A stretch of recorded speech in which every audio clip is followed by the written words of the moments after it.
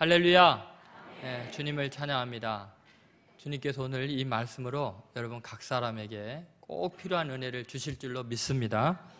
오늘 말씀의 제목은 예수님의 기쁨입니다.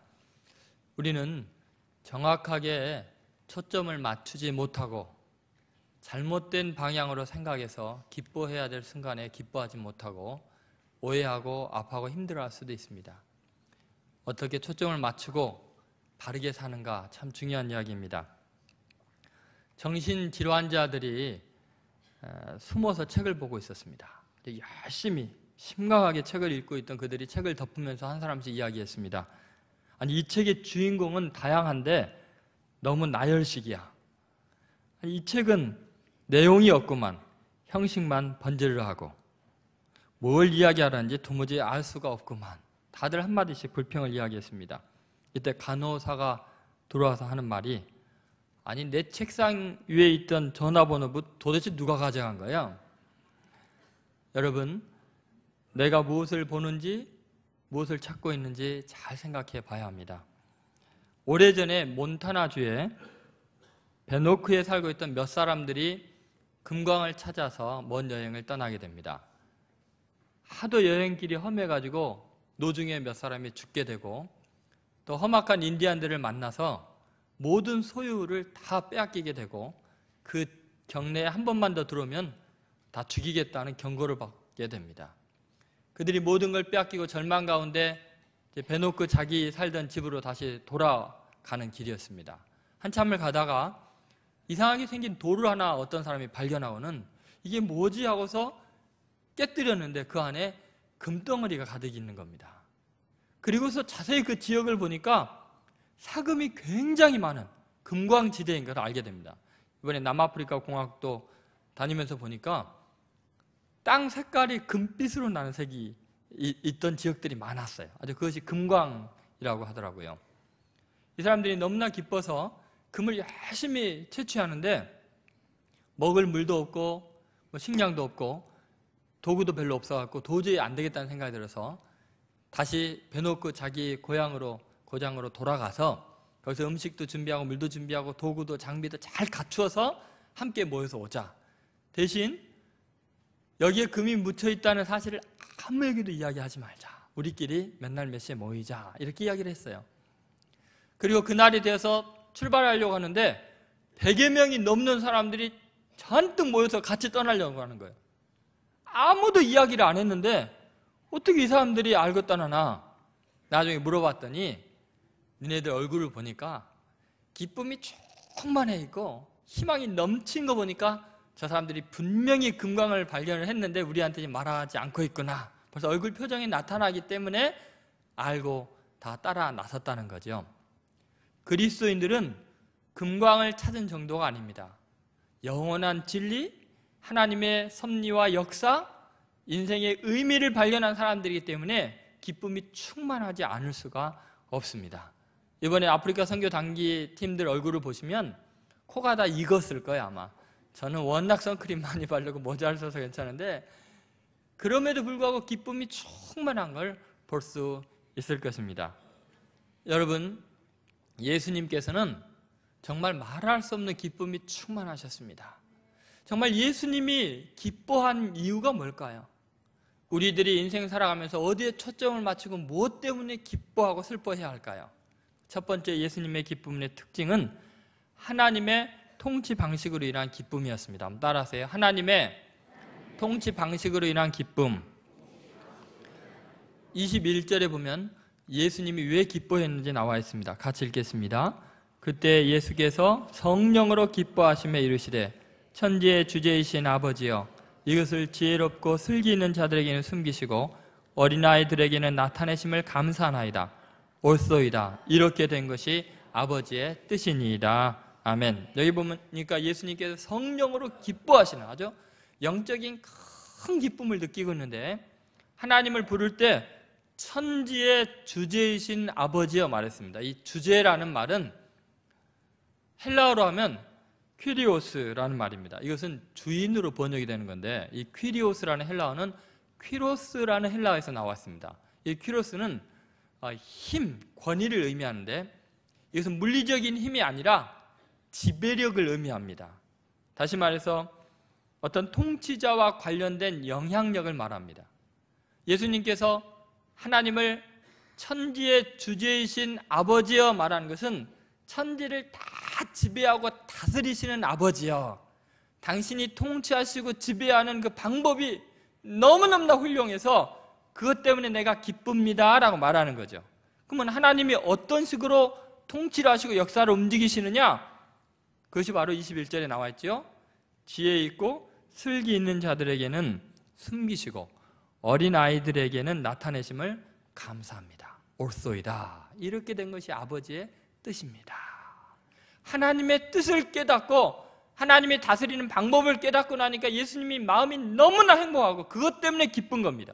그것은 지혜 있고 슬기 있고 부유하고 권력이 있고 모든 것에 자신감이 넘치는 사람들에게가 아니라 그들에게는 오히려 진리가 감추어지고 하나님의 놀라운 구원의 역사가 어린 아이들에게, 순수한 사람들에게, 별 볼 일 없는 사람들에게는 깨닫게 해지는 그 하나님의 섭리가 놀랍다는 것입니다. 실제로 여러분, 하나님의 진리는 아주 단순한 사람들, 순수한 마음을 가진 사람들에게는 깊이 깨달아집니다. 예를 들어서 실제로 있었던 일인데 12살 난 로건이라는 소년 이야기가 있습니다. 이 소년은 미국 네브라스카주의 한 시골 목장에 사는 아이인데 이 아이의 목장에서 송아지가 태어나는데 금세 죽습니다. 그것 때문에 휴스턴에 있는 크리스천 라디오 방송국에 전화를 해서 대화한 내용이 인터넷에 돌아왔습니다. 들어보시죠.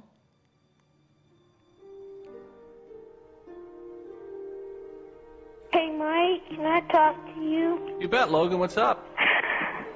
I want to tell you something that God just told me. Okay. Last night, my dad was roping this calf. And this calf had been born from a really old cow. She didn't have really the greatest milk. She didn't have, like, the vitamin C and stuff. Okay. Hold on. Mom? So cute. I guess his mom's talking to him. I'm talking right now. I'll be up in a second. But sorry about that. But anyway, she broke her back. And this morning I went out and put her down myself. I was talking to God. I was asking God why she was special. And God said, you know, Logan, but my son was special, but he died for a purpose. It's kind of the same thing. That calf was close to me, and God's son was close to him. Logan, you're so right. It's true. Think you're gonna be okay? Yeah, I'll be fine. But I wanted to tell you guys that is so important. Just remember, when you lose a loved one or a pet, always remember that God gave his son too. And he understands. He will always understand. He will always just run to him. Logan, you're wiser than you know, buddy. Oh, sometimes I don't think I'm wise. Trust me, I've done a lot of stupid stuff. But I've learned from it. Yeah, but see, buddy, that's what makes you wise. Somebody that learns from their mistakes. Oh, I just figured I'd better call and share with you guys. Love you. Love you too. Bye. Bye-bye. 여러분, 송아지를 잃었는데 어른 같으면 그 송아지 값이 얼마인데 계산하면서 굉장히 똑똑하게 손해의 여부를 따질 것입니다. 그런데 이 아이는 하나님께 그것을 안고 물으면서 하나님 아버지가 그 독생자를 잃은 아픔을 이해하게 되고 복음의 본질을 깨닫고 하나님이 우리의 모든 아픔을 이미 알고 계신다는 놀라운 진리를 깨닫게 됩니다. 어린아이의 순수한 마음, 그 마음속에 진리가 깊이 새겨지고 그것을 많은 사람에게 알리고자 하는 하나님의 놀라운 섭리가 역사하고 있습니다. 여러분, 복음은 늘 그렇습니다. 슬기있고 지혜롭다고 생각하는 사람들에게는 그 복음이 감춰져 있습니다. 그래서 고린도 전서 1장에도 그런 말씀이 있습니다. 하나님의 이 복음이 놀랍게도 유대인들에게는 거리끼는 것이고 헬라인들에게는 미련한 것이로되 십자가에 못 박힌 예수만 우리는 전하는데 그것이 하나님의 능력이다, 구원하는 능력이다라고 말하고 있습니다. 여러분, 이번 아프리카 선교를 통해서 놀라운 하나님의 섭리의 방식을 깨닫게 되었습니다. 그래서 놀랍게 저희가 갔던 남아공과 케냐는 영국의 지배를 받았던 그런 비천하고 가난한 나라들이었지만 그곳에 있는 사람들의 마음은 참으로 어린아이처럼 순수했고 복음에 대해서 활짝 열려있고 하나님의 은혜를 조금만 전에도 깊이 깨닫고 감동하고 눈물을 흘리고 기뻐하는 것을 봤습니다. 그런데 그들을 억압했던 스스로 과학이 발달하고 합리적인 문화가 발달했다고 생각하는 영국은 오늘날 황폐화되고 있습니다. 복음이 점점 그들에게서 멀어지고 있습니다. 선교사님께 왜 이러냐고, 여기 기독교 국가 아니냐고 했더니 자기가 복음을 전하다가 한 번은 맞아 죽을 뻔했다는 거예요. 굉장히 예수 믿는 것을 부끄럽게 생각하고 성경에 대해서 하나님의 이름을 이야기하는 것 자체를 아주 혐오스럽게 생각한다는 거예요. 영국 국민의 3%만 크리스찬이랍니다. 어떻게 그런 일이 있을 수 있습니까? 불과 몇 년이 지나면은 영국이 이슬람화될 가능성이 많다고 합니다. 그리고 이슬람에서 계속 교회들을 사들이는데 교회 성도들이 없기 때문에 다 파산이 나고 지금 토마스 선교사를 우리나라에 파송했던 그 교회도 완전히 지금 팔리기 직전에 다 무너져가는 처참한 지경이랍니다. 영국뿐만 아니라 프랑스에서 복음을 전할 때도 마찬가지였습니다. 아주 거대한 성 같았던 신학교가 캐톨릭 국가였는데 개신교 신학교는 굉장히 강한 믿음의 소유자들이었는데 다 재정 파탄이 나서 결국은 그냥 이런 술집이나 이런 데로 넘어가는 것을 볼 수 있었습니다. 한 달에 영국에서 교회가 나이트클럽이나 술집으로 또는 이슬람 사원으로 변화되는 케이스가 한 달에 4건이나 된답니다. 매달 4개의 교회가 그렇게 팔려 나간다는 것입니다. 영국 사람들은 자기네들이 받았던 유아 세례를 혐오해서 탈세례 의식을 거행하고 자기네들끼리 모여서 샤머니즘적인 굿 같은 것을 행하면서 자기들을 구원하고 부욕케 하신 하나님을 떠나고 있습니다. 스스로 계몽주의 이후에 합리주의, 과학, 경제적인 발전, 이 모든 것 때문에 스스로 지혜 있다고 생각하고 슬기 있다고 생각하면서 하나님을 떠나는 그들의 모습을 볼 수 있었습니다. 그런데 오히려 그들에게 지배를 받았던 아프리카의 흑인들은 복음을 지금 받아들이고 부흥의 역사들이 일어나고 있습니다. 그들에게는 하나님의 말씀을 대언하기만 하면 순수한 어린아이처럼 기뻐 뛰며 춤을 추며 하나님을 찬양하고 부흥의 역사가 계속 일어나고 있습니다. 예수님이 기뻐한 사실은 뭐냐? 하나님이 역사를 움직이시는 이 방법이었습니다. 스스로 지혜롭고 똑똑하고 능력 있다고 생각하는 사람들, 유대인이나 헬라인이나 이런 사람들에게는 지혜가 가리워져 있었습니다. 그러나 계속해서 어린아이처럼 순수한 사람들에게는 복음이 증거되고 있습니다. 여러분, 예수님이 기뻐하는 이 기쁨을 여러분 마음에 간직하고 있습니까? 예수님은 바로 하나님이 통치하는 방식에 대해서 기뻐하고 있습니다. 오히려 이 세상 사람들은 영웅을 만들고 부여하고 지혜 있고 훌륭한 사람이 더 영광을 받는 것을 부러워하고 기뻐하고 있지만 오히려 예수님은 그렇지가 않습니다. 하나님이 세상을 움직이시는 방법도 그렇습니다. 여러분, 스스로 지혜 있다고 생각한다면, 스스로 힘 있다고 생각한다면 하나님께 버림받을 가능성이 많습니다. 그러나 내 스스로 아무것도 아닙니다, 너무나 연약합니다, 하나님의 은혜를 간구하는 그 겸손한 어린이 같은 마음에 하나님의 나라가 임할 줄로 믿습니다. 여러분 마음에 하나님의 통치 방식으로 인한 기쁨이 충만한 어린아이처럼 순수한 성도들 되시기를 주의 이름으로 소원합니다. 두 번째, 예수님의 기쁨은 하나님과의 관계로 인한 기쁨이었습니다. 한번 따라하세요. 하나님과의 관계로 인한 기쁨. 여러분 22절 말씀을 같이 읽어보겠습니다.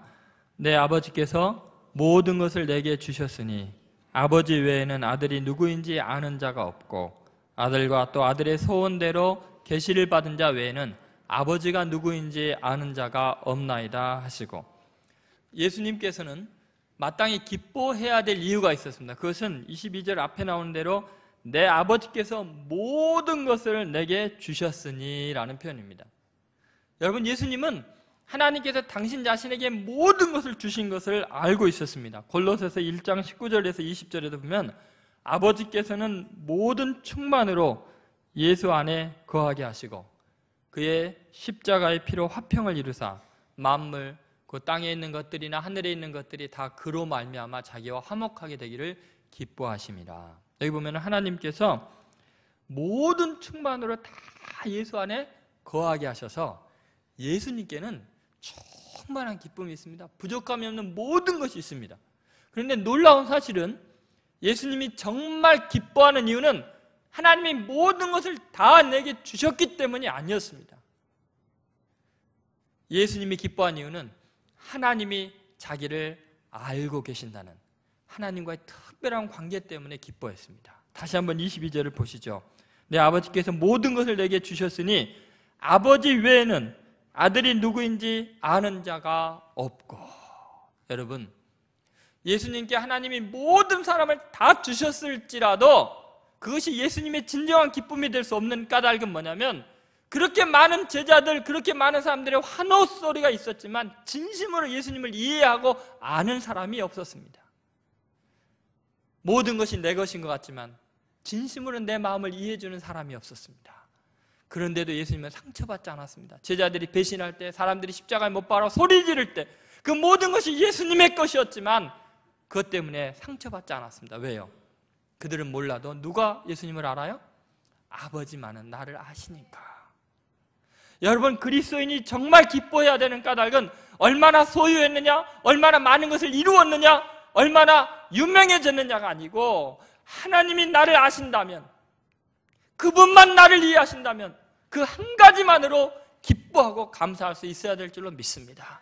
예수님은 그러한 충만한 기쁨이 있었습니다. 그 다음에도 하신 말씀을 보면 우리들이 기뻐해야 될 이유를 말하고 있습니다. 아들이 누구인지 아는 자가 없고 아들과 또 아들의 소원대로 계시를 받은 자 외에는 아버지가 누구인지 아는 자가 없나이다. 예수님은 우리에게 하나님을 알려주시는 기쁨이 있었습니다. 당신 자신이 하나님에게 알려진 기쁨, 하나님과의 관계의 기쁨이 있듯이 또 예수님이 원하는 자들이 하나님에게 알려지고 하나님을 알아가는 기쁨, 하나님과의 관계를 새롭게 해주는 기쁨이 있었습니다. 여러분, 우리 인생에 가장 큰 기쁨이 뭐겠습니까? 우리는 때때로 세상에 너무나 많이 가치관에 속아왔습니다. 그래서 얼마나 많이 가지고 있느냐, 얼마나 큰 일을 이루느냐, 이것이 기쁨과 슬픔을 결정한다고 생각하고 있습니다. 그래서 내가 사랑했던 사람이 나를 사랑해주면 기쁘고, 내가 원하는 대로 많은 사람이 나를 알아주면 기쁘고, 그렇지 않으면 슬펐는데 그런 것이 아니라는 거예요. 예수님이 만약에 그런 식으로 당신의 삶을 평가했다면 예수님처럼 불행한 사람이 어디 있겠어요? 제자들이 다 배신하고 떠났잖아요. 근데 예수님은 그것과 상관없이 하나님과의 관계 속에서 하나님이 나를 아십니다. 그렇기 때문에 나는 모든 사람이 나를 떠나갈지라도 내 것이었는데 나를 이해하지 못해도 괜찮습니다. 하나님과 당신 자신만의 특별한 관계로 인한 기쁨이 있었습니다. 여러분, 이번 선교 여행을 하면서 모든 선교대원들이요, 지칠 줄 모르는 기쁨이 충만했습니다. 왜 그런지 아십니까?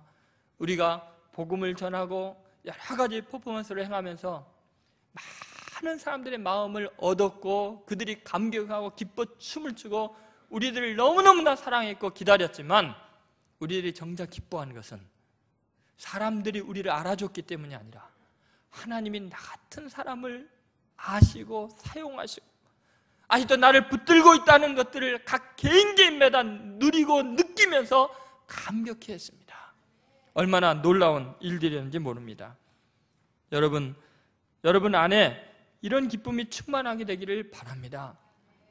저희가 한 지역을 이동해서 가는데 언덕 위를 밤에 올라가고 있었습니다. 근데 앞에 큰 버스가 있었는데 갑자기 그 버스가 속력을 굉장히 내면서 뒤로 확 달려오는 거예요. 올라가다 말고. 근데 길이 그 한 길밖에 없고 옆에는 반대 차선에 내려오는 차가 있고, 갑자기 큰 버스가 막 달려오는데 뭐 순간적이었습니다. 아찔했는데 운전기사가 급하게 핸들을 틀었고 아슬아슬하게 빠져나가는가 했는데 저희 버스 뒷좌석에 있는 쪽이 세게 부닥쳤습니다. 사람이 크게 다칠 뻔했죠. 근데 다행히 충격이 거의 느껴지지 않을 정도로 신기하게 그렇게 차를 멈추게 했고, 그 버스는 그냥 내려오면서 만약에 우리 버스가 없었으면, 우리 차를 부닥치지 않았으면 뒤에 있는 택시들을 굉장히 많은 사람을 크게 다치게 할 뻔했습니다. 근데 우리 차를 부닥치면서 옆에 멈춰 설 수 있게 됐죠. 그때 그 순간에 사고 난 상황에 그 가난한 동네이기 때문에 무장 강도들이 총을 들이대고 달려왔습니다. 보통 외국인 버스로 향해서 달려가야 되는데 이상 현지인들이 있는 그쪽 버스로만 강도들이 가가지고 아무 피해를 우리가 안 당했습니다. 바로 옆에 붙어 있는데도. 그리고 가만히 생각해 보니까 우리 때문에 그 많은 뒤에 있는 택시에 있는 사람들이 아무도 안 다칠 수 있었던 거예요. 저희가 느꼈던 건 뭐냐면 신천교회에서 이 시간에 얼마나 간절히 기도하고 있을까. 성도들이 우리를 위해서 기도하고 있는 그 기도의 응답이다. 하나님이 우리를 기억하시고 우리를 보살펴 주시고 우리를 지켜주신다는 생각 때문에 말할 수 없는 기쁨과 감격을 누렸습니다. 아무도 안 다치고 그 다음 일정 또 가서 다 잘할 수가 있었습니다. 여러분, 우리가 어떤 일을 얼마나 크게 이루었느냐 보다 우리 한 사람 한 사람에게 하나님의 관심을 기르고 계신다는 사실, 그것만으로도 여러분 충분히 기뻐하시기 바랍니다.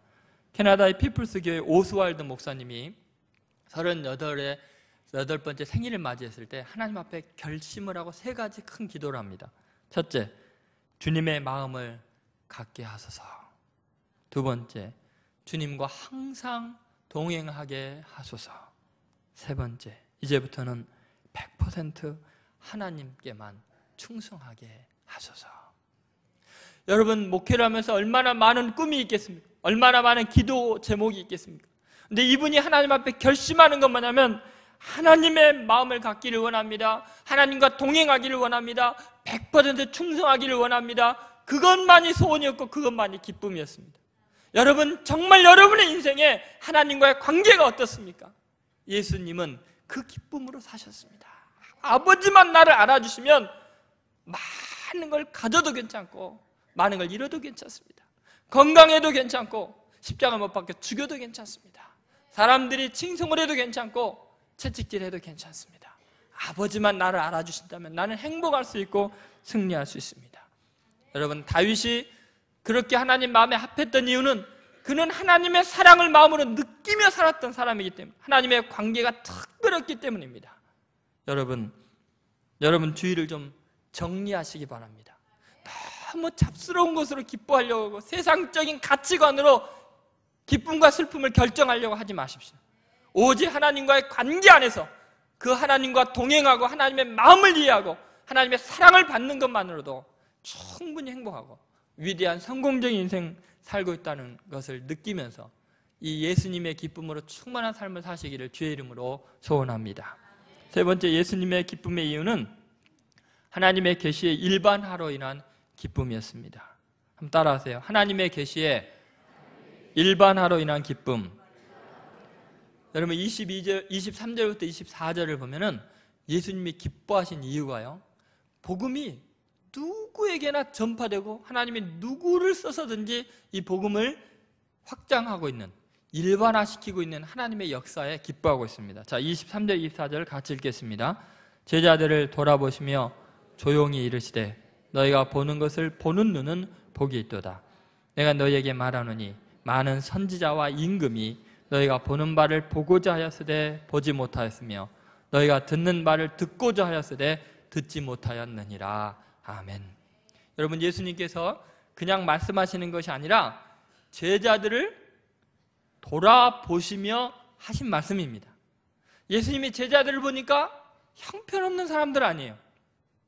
다 가난하고 다들 성질이 있고 다들 제대로 인생 살지 못해 실패했던 사람들인데 그 보잘것없는 제자들, 12제자들보다 더 수준이 낮은 이 70인의 제자들을 돌아보면서 예수님이 놀라는 건 뭐냐면 이렇게 평범한 사람들을 통해서 선지자와 왕들도 깨닫기를 원했던 놀라운 진리를, 복음을 온 세상 사람들에게 증거하시는 하나님을 보면서 복음이 일반화되고 있는, 놀라운 진리는 특별한 사람들, 훈련된 사람들, 돌을 닦는 사람들, 득도한 사람들만 깨닫는 게 아니라 너무너무나 무지하고 평범한 사람들을 통해서 또 다른 무지한 사람들을 깨우치고 그들을 진리 가운데 인도하고 구원하시는 하나님의 이 놀라운 복음의 일반화 앞에서 예수님은 너무너무나 행복하고 기뻤던 것입니다. 여러분, 예수님의 이 기쁨을 여러분 맛보셨습니까? 다른 사람들이 도저히 진리를 깨달을 수 없고 영원히 멸망할 수밖에 없는 가난하고 병들고 초라한 사람들이 내가 하나님의 말씀을 전할 때, 하나님의 사랑을 전할 때 그 복음이 쉽게 들어가지고 깨달아지는 그 놀라운 기쁨을 맛보신 적이 있습니까? 우리는 인생 살아가면서 자기가 특별해지기를 원하고 특별한 사람을 만나고 그렇게 권위를 세우는 것을 기쁨으로 생각하는데 예수님은 그런 것이 아니었습니다. 예수님, 당신이 높아지는 게 기쁨이 아니라 그 놀라운 진리가 누구에게나 알려지는, 그리고 깨닫게 되는 그런 기쁨을 말할 수 없이 만끽하고 있었습니다. 그러기 위해서 예수님이 하늘의 보좌를 버리고 이 땅까지 오셔서 십자가에서 죽임을 당하는 엄청난 고통을 겪어야 했습니다. 그 고통을 겪을지라도 이 진리를, 하나님의 사랑을 모든 사람이 알 수만 있다면 그것은 예수님의 최고의 기쁨이었습니다. 여러분, 이번 선교를 하면서 놀라운 사실은 바로 그런 거였습니다. 선교를 간 대원들 그렇게 훌륭한 사람들은 아닙니다. 자신의 삶도 추스르기 힘든 가난한 사람들이었습니다. 그 자비랑 선교를 하기 위해서 금식을 하고 기도하면서 아르바이트를 하면서 정말 힘들게 하나님의 기적 같은 체험을 맛보면서 준비를 했고, 3달 동안 금식하면서 밤을 새가면서 준비를 많은 것을 하면서도 떠나기 직전까지도 오직 하나님의 마음을 알기를 원합니다. 아무 자격이 없습니다. 마음껏 쓰십시오. 온전히 헌신했습니다. 그들은 섬기려고 간 사람들이 아닙니다. 종이 되려고 간 사람들입니다. 여러분, 정말 리차드 포스트 목사님이 말한 대로 영적 훈련과 성장이라는 책에서 섬김과 종의 차이를 분명히 이야기하고 있는데, 섬김은 내가 누구를 섬길 것인지를 선택할 수 있지만 종이 된다는 것은 그것마저 선택하지 않는 겁니다. 나는 당신의 종이니 마음대로 쓰십시오. 그 지경까지 선교 대원들이 낮아졌습니다. 그리고 주님께서 마음대로 쓰시도록 하나님의 마음을 묵상했습니다. 그런데 정말 이곳에서 초라했던 사람들이, 주유소에서 아르바이트하고 이것저것 힘들게 지냈던 평범한 사람들을 통해서 그곳에 있는 많은 아프리카 사람들이 하나님의 사랑을 깨닫게 되었습니다. 얼마나 많은 것을 준비해 가는지 모릅니다. 이곳에서 아무 무명의 사람들이 그곳에서 얼마나 많은 감동을 주고 하나님의 사랑을 일반화시켰는지 모릅니다. 그 기쁨이 얼마나 충만했는지 모릅니다. 얼마나 많은 아프리카 사람들이 우리들의 모습을 보면서 복음을 깊이 깨달은지 모릅니다. 학교에 가서 어린 아이들에게 여러 가지 한국적인 것들을 보여주면서 복음을 전했습니다. 중고등학교에 가서 길거리에서 만나는 사람마다 말할 수 없는 감동을 느꼈습니다. 여러분, 하나님께서 우리를 사용하시는 것, 가장 하나님이 기뻐하시는 것은 뭐냐면 가장 미천한 사람들에게까지 하나님의 놀라운 계시가, 구원의 진리가 들어가게 하는 것입니다. 하나님께서 역사를 움직이는 걸 보면 그렇습니다. 인도를 예를 들면 인도의 카스트 제도를 한번 생각해 보십시오. 1950년도에 폐지됐는데요, 지금까지 현 상태로 그대로 유지되고 있습니다. 첫 번째 계급이 브라만이죠. 사제 계급이고, 두 번째는 군인인 크샤트리아, 세 번째는 상인인 바이샤, 네 번째는 노예인 수드라입니다. 근데 더 놀라운 사실은 이 네 계급에도 들지 못하는 사람들이 있습니다. 그 사람들을 달릿이라고 합니다. 이 달릿이라는 사람들은 불가촉 천민으로 접촉해서는 안 되는 저주받은 사람들입니다. 근데 인도 인구의 25%나 차지하고 있기 때문에 엄청난 숫자입니다. 이 달릿이라는 말 뜻 자체가 억압받는 자라는 뜻이죠. 근데 놀라운 사실은 지금 기독교의 복음이 인도에 요원의 불길처럼 번지고 있는데 이 달릿들에게 복음이 증거되고 이들이 받아들이기 시작합니다. 많은 불가촉 천민들이 예수 그리스도의 구속의 은혜를 깨닫고 그들이 하나님의 자녀가 되는 권세를 누리면서 이 복음을 증거하기 시작합니다. 헌신되기 시작합니다. 그리고는 이 복음이 얼마나 능력이 있는지 2%였던 기독교 인구, 인도의 인구가 최근 10년 사이에 6%까지 올라갑니다. 엄청난 성장입니다. 그리고는 빈곤과 문명의 굴레를 벗어나지 못한 이들이 복음으로 새로워지면서 세계 기도정부의 편집자인 제이슨 맥드릭 목사 선교사님에 의하면 35세 이하의 인도인들과 그리고 중간 카스트 계층에게 급속하게 기독교가 지금 퍼져나오고 있고 이 기독교의 불길이 북쪽을 향해서 올라오고 있는데 북쪽은 강한 그 힌두교와 강성의 이슬람 교도들이 3억 4천만 정도가 살고 있는 곳입니다. 근데 그곳으로 지금 복음이 막 확산해서 들어가고 있다고 합니다. 여러분, 바울은 이렇게 가난한 자들에게까지 복음이 증거되는 그 발걸음을 아름답다고 했습니다. 아름답도다 좋은 소식을 전한 자들의 발이여. 이번 케냐와 남아프리카 공화국의 단기 선교팀들이 이 선교를 위해서 많은 준비를 했습니다. 그리고 샬롬 중창단이 현지어로 아프리카 스왈리아어로 찬양을 할 때 거기에 있는 많은 사람들이 감동을 했습니다. 너무너무나 행복해 했습니다. 성도 여러분들이 정성껏 개인적으로 헌금한 그 헌금을 가지고 많은 선물들을 가져갔고 또 마사이족 같은 경우는 뭐 귀를 다 이렇게 뚫어가지고 치렁치렁 돼 있고 맨손으로 그 밥을 이렇게 먹을 때 같이 먹고 그랬는데 그들이 헌신 때는 한 부자가 나타나고 땅을 많이 기증을 했는데 저희 교회에서 선교헌금 여러분이 준 것 중에 일부를 구별해서 그들에게 건축헌금을 해줬더니 너무너무 기뻐하면서 한국에 있는 신천교회가 우리의 형제라고 그러면서 그들이 좋아서 어쩔 줄은 모르는 경험들을 했습니다. 높은 고지대에 있는 그런 곳에 있는 아주 가난한 학교, 다 무너져간 학교들을 우리 신천교회에서 지어줬는데 거기에 또 다른 학교를 옆에 또 확장하고 있는데 거기에도 헌금을 하고 왔습니다. 근데 그분들이 우리의 작은 사랑을 통해서 복음이 그들의 곳곳에 깊이 들어가는 것들을 우리는 피부로 느낄 수 있었고 우리를 그리스도 예수 안에서 한 형제 자매로 부르면서 피부색이 완전히 다르지만 말할 수 없는 사랑과 기쁨과 감격을 느낄 수 있었습니다. 여러분, 잠자리가 굉장히 불편했고 또 낮에는 덥고 겨울에는 추웠고 교통이 말할 수 없이 불편했고 엄청난 오랜 시간을 비행기를 타고 갔지만 그곳에서 지칠 줄 모르는 엄청난 에너지를 우리는 발산했습니다. 현지 선교사들이 뭐라 그랬냐면요, 이 단기 선교팀은 도대체가 지칠 줄 모르는 사람들인가 보다. 왜냐하면 그분들이 우리들을 보고 너무나 충격을 받은 게 보통 단기 선교팀이 와서 비전 트립으로 여행이라고 관광이라고 다니다가 가기 때문에 그거 뒤치다거리 하느라 바쁜데 선교팀들은 처음부터 끝까지 마을 다니면서 끊임없는 공연과 많은 것을 복음을 전하니까 거기에 감동받는 사람들을 보면서 이분들이 꿈을 갖기 시작했습니다. 거기에 많은 중고등학교에 가서 복음을 전했는데 많은 청소년들이 우리와 같이 박수를 보내면서 환영하고 기뻐서 어쩔 줄을 몰랐습니다. 선교사님이 그러더라고요. 제발 한 3년만 연속으로 와달라고. 그러면 저 고등학생들 다 우리 교회 데리고 와서 제자화 할 수 있겠다고.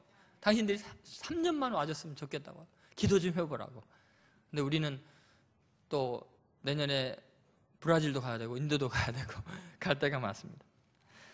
여러분, 우리는 다시 한번 눈을 들어봐야 됩니다. 예수님의 기쁨이 어디 있는가를 예수님을 기쁘게 해드리는 그리스도인들이 되어야 합니다. 세계 선교 역사의 흐름을 보면 지금 이 시대는요, 놀랍게 남미와 인도와 아프리카의 성령의 역사가 불같이 일어나고 있습니다. 세계 기독교 역사에서 지금 이 복음의 놀라운 능력이 남미로, 인도로, 아프리카로 향하고 있는데 제가 깜짝 놀란 것은 우리 신촌교회가 그것을 위해서 준비된 교회라는 거예요. 정확하게 브라질에 선교사님 파송했죠. 인도에 파송했죠. 아프리카에 파송했죠. 이 시대에 하나님이 쓰기를 원하는 교회가 신천교회인 줄로 믿습니다. 여러분, 이제는 아프리카 팀이 따로 있고 브라질 팀, 인도 팀들이 이렇게 완벽하게 준비되어서 복음을 증거하고 예수님의 기쁨을 충만하게 해야 될 줄로 믿습니다. 옛날 어떤 왕이 매일 거울 앞에 여러 가지 장식이 달리는 멋진 옷을 입고 자기의 모습을 보면서 흐뭇해하고 기뻐했습니다. 그게 일이었습니다. 자기의 화려함과 멋진 모습을 보는 것, 자기를 치장하는 것이 즐거움이었습니다. 그것을 보다 못해서 시종이 어느 날 그 큰 거울을 치워버렸습니다. 그리고 도망가 버렸습니다. 임금이 그날도 자기의 많은 부유한 것들로 치장을 하고 거울 앞에 딱 가는데 거울이 없어진 거예요. 그냥 창문만 덜렁 있는 거예요. 도대체 거울이 어디 갔나 소리 지르는데 거울이 없는 거예요. 그래서 창문에 자기 모습을 좀이라도 보려고 창문을 이렇게 보니까 자기 모습이 안 보이고 바깥에 환한 바깥 배경이 보이는데 거긴 너무너무나 가난한 굶주린 여인들이 헐떡거리고 있고 아이들이 쓰레기통을 뒤지고 있고 허리가 휜 노인들이 아파서 신음을 앓고 있는 모습들이 보이기 시작한 거예요. 그러면서 너무나 충격을 받습니다. 자기의 화려한 거치장한 옷들을 다 벗고 평민의 옷을 입고 그들에게 뛰쳐나갔습니다. 그들의 형편의 이야기를 듣고 그들을 섬기기 시작했습니다. 자기만 바라보는 거울을 취하는 순간 다른 사람이 보이는 창문이 열리기 시작한 것입니다. 우리는 그동안 나 치장하고 내가 누리고 내가 타고 내가 입고 내가 즐기는 내 모습만 바라봤지 않습니까? 예수님의 기쁨은 그런 기쁨이 아니었습니다. 당신은 자신을 위해서 하는 것 아무것도 없었습니다. 하나님의 나라의 역사가 통치가 어떻게 이루어지는가 봤고 하나님이 나를 얼마나 사랑하는가를 봤고 하나님의 복음이 어떻게 온 세상에 퍼지는가를 보면서 그런 기쁨이 충만한 삶을 살았습니다. 기쁨의 차원이 달라지시기를 바랍니다. 오늘 이 말씀을 통해서 여러분이 진정으로 기뻐해야 될 것이 무엇인지 새롭게 깨닫고 우리 신천교회가 예수님을 기쁘시게 하는, 하나님을 기쁘시게 하는 위대한 성도들로 거듭나는 교회가 되기를 주의 이름으로 축원드립니다. 기도하겠습니다.